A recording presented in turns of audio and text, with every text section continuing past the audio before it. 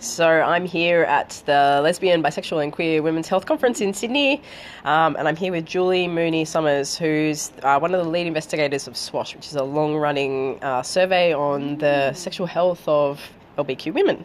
Yep. So today you've released the latest, tranche of data from, yes, we love SWASH, the latest tranche of data from the SWASH survey. So I'm interested if you could take us through some of the headline findings. One in particular that's of interest is a big uptick in verbal abuse and harassment that women have reported in the past 2 years. Yeah, sure. So I guess it just a little bit of context, which is that SWASH has been running since 1996. Every 2 years, we've collected data from lesbian, bisexual, queer women who are engaged with LGBT communities in Sydney. So we've kind of got between about 600 and 1,000 women every 2 years, which is a phenomenal amount of data. So we've got 20 years worth of robust data to look back on. So we can really look at trends and how things have changed. And it's been great to have the opportunity to talk about that. The 2016 report, which we're releasing today, a lot of the same kinds of things that we've seen in previous reports in terms of mental health, preventative screening, drug and alcohol use, smoking, so similar kinds of things. But as you say, it's interesting to look at some of the things that have changed.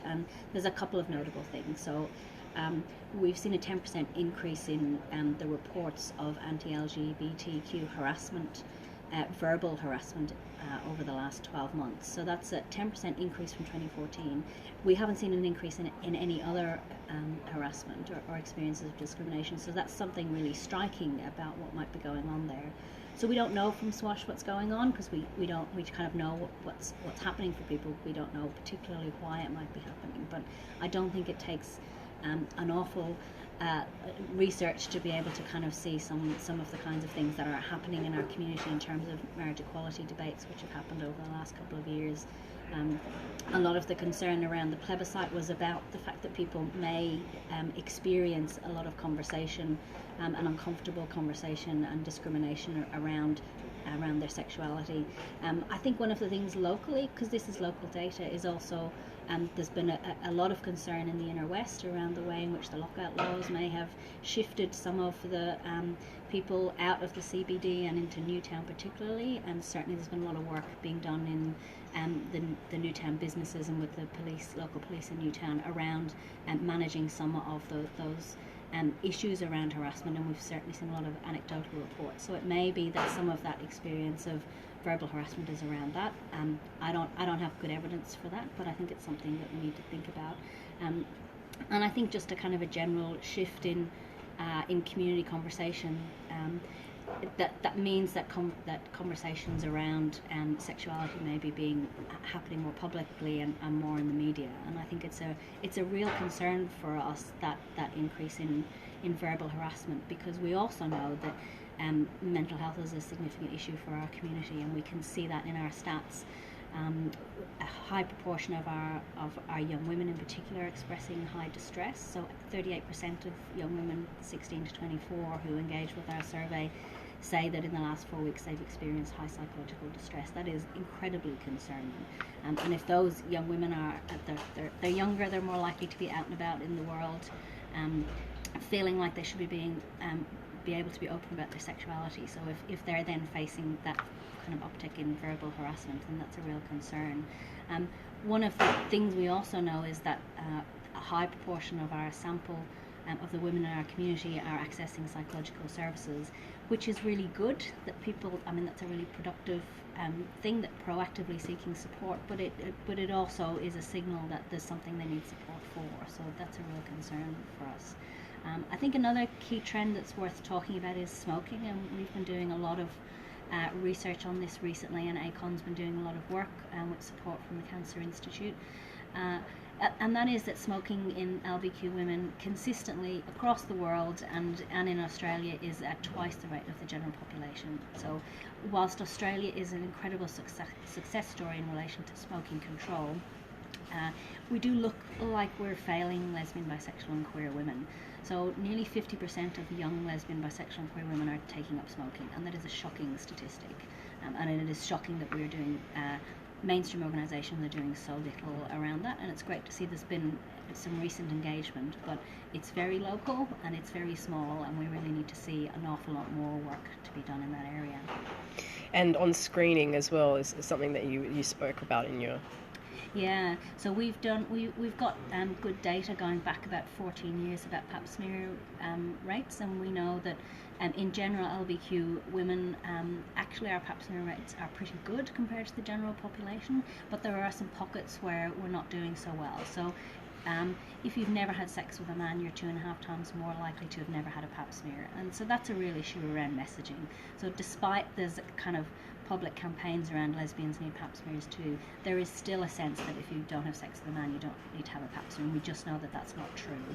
There's a real opportunity at the moment because there's significant change in the way that Australia is doing cervical cancer screening, and ACON has been working to do some things around that, so to really educate our community around what you need to do and what kind of services are available to you. So I'm hoping we'll see some shifts there. And just finally, what was really interesting as well this morning from your presentation was some of the demographic shifts in the community, the disappearing lesbian. Yeah, I'm wondering if you could touch on that. What are you seeing in terms of the changing face of the community? So that's one of the really powerful things that 20 years worth of data allows you to do, is to really look at the way that identity might be changing. So our survey isn't about all LBQ women, and it's not even about all LBQ women in Sydney. It's about lesbian, bisexual, queer women who engage with the community. And so what we've seen is that where absolutely the majority identity in the early years of the survey was lesbian, so about 3/4 of women identified as lesbian. The 2016 survey, it was about 60%. And among young women it was down to about 45%. So that's a real shift away from identifying as lesbian to identifying as queer. So similar proportions of women identifying as bisexual, that's not changed much, but we've kind of gone from a couple of percent to 15% consistently identifying as queer. And I think that that's a really important shift for us to pay attention to in terms of the kind of language that we use when we're talking about our community, that we pay attention to the kind of imagery and messaging in health promotion so that we're engaging with people where they're at rather than just kind of using our language or the language that we think they should use. But also really needing to have nuanced messaging around different parts of the community. So among older women, lesbian is still the dominant identity, so lesbian might be the more appropriate terminology. But among younger women, lesbian is a minority identity, and so we really need to think about that and pay attention to what that might mean. Is sexual identity changing in terms of the way that people think? We know consistently over the 20 years of the data that there is a reasonably good but not perfect relationship between identity and what people do. So just because you identify as a lesbian, it doesn't mean you never have sex with men, for example. So health promotion really needs to engage with when do we need to talk about identity and when do we just need to talk about sexual practice. And one last thing, you said it's time to stop apologising for SWASH. Yeah, could you touch on that? Yeah. So SWASH is a community-based survey. It's not population-based, it's not a representative survey.